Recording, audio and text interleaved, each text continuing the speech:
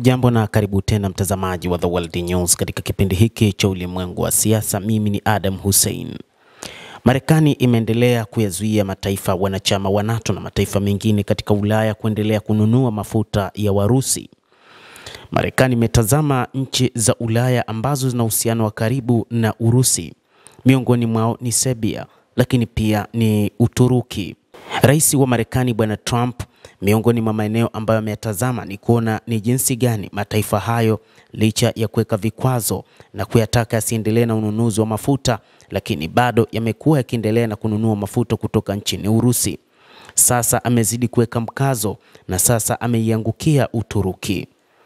Marekani sasa imeitaka Uturuki iachane na mpango wa kupata nishati kutoka nchini Urusi, kwa kile ambacho imeeleza kwamba ni mpango wa kuhakikisha Rais Vladimir Putin anaachana na vita vyake huko nchini Ukraine.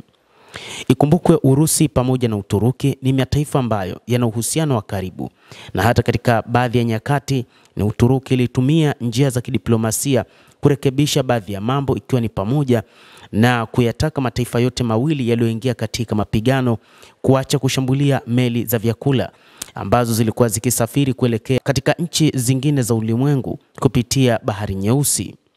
Marco Rubio, waziri wa mambo ya nje wa Marekani, amefanya mazungumzo na Hakan Fidan, waziri mwenzake wa mambo ya kigeni wa Uturuki huko Washington, na amesisitiza kwamba Uturuki lazima iachane na kununua rasilimali za nishati kutoka Urusi.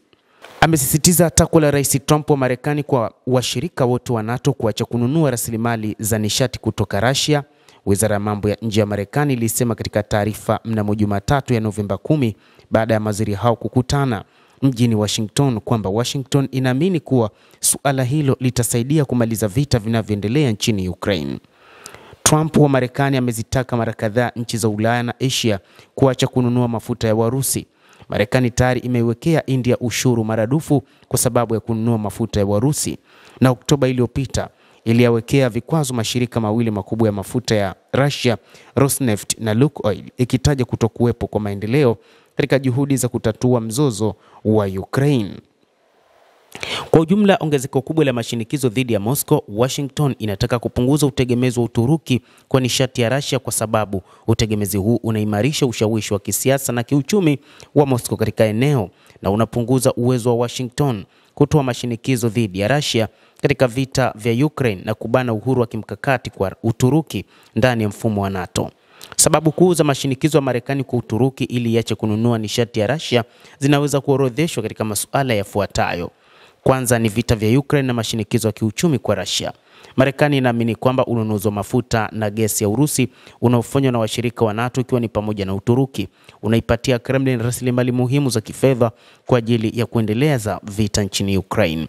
Washington imesisitiza mara kwa mara kusimamisha ununuzi wa nishati hiyo ya mafuta, lakini ni kupunguza ushawishi wa kijiopolitiki wa Urusi nchini Uturuki.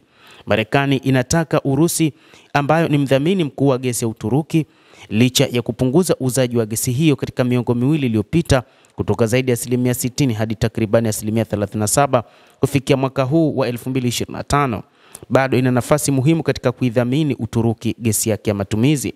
Marekani inataka utegemezi huu upunguzwe zaidi ili Russia isiweze kutumia nishati kama chombo cha mashinikizo ya kisiasa dhidi ya Ankara. Lakini ni katika kile ambacho Marekani imetazama ushirikiano wa Uturuki na NATO na Magharibi. Uturuki ni mwanachama wa NATO na Washington inatarajia nchi hii kwenda sambamba na Magharibi kuhusu siasa zake za nishati. Kuendelea kununuliwa kwa nishati ya Russia na Uturuki kunaunda aina fulani ya pengo katika muungano wa NATO na kuipa Russia fursa ya kudumisha uhusiano maalum na Ankara. Lakini moja kati ya jambo jingine linatajwa ni kutumika vyanzo mbadala vya nishati.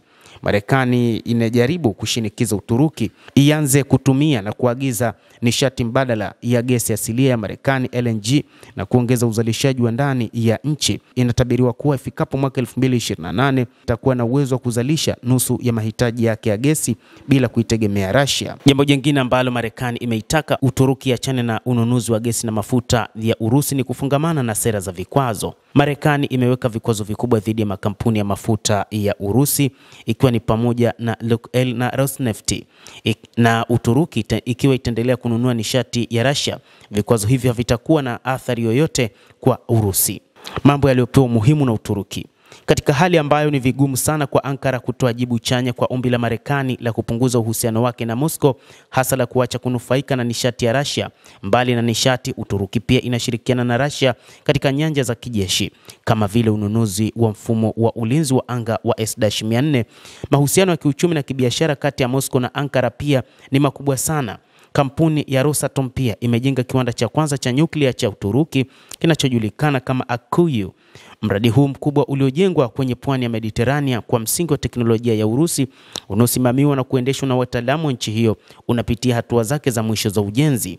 Hata hivyo, Marekani inadai kuwa uhusiano wa Ankara unatishia mshikamano wa NATO, hivyo inajaribu kupunguza wigo wa ushirikiano wa kimkakati ili kufutwa nishati ya Russia.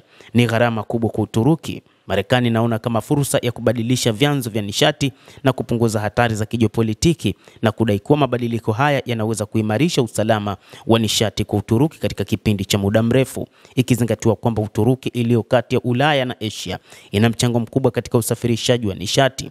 Marekani inadai kuwa iwapo nchi hii itajitenga na nishati ya Russia, njia mbadala za usafirishaji nishati kutoka Asia Magharibi na Asia ya Kati kwenda Ulaya zitaimarishwa, na hivyo kupunguza utegemezi wa Ulaya kwa nishati ya Russia.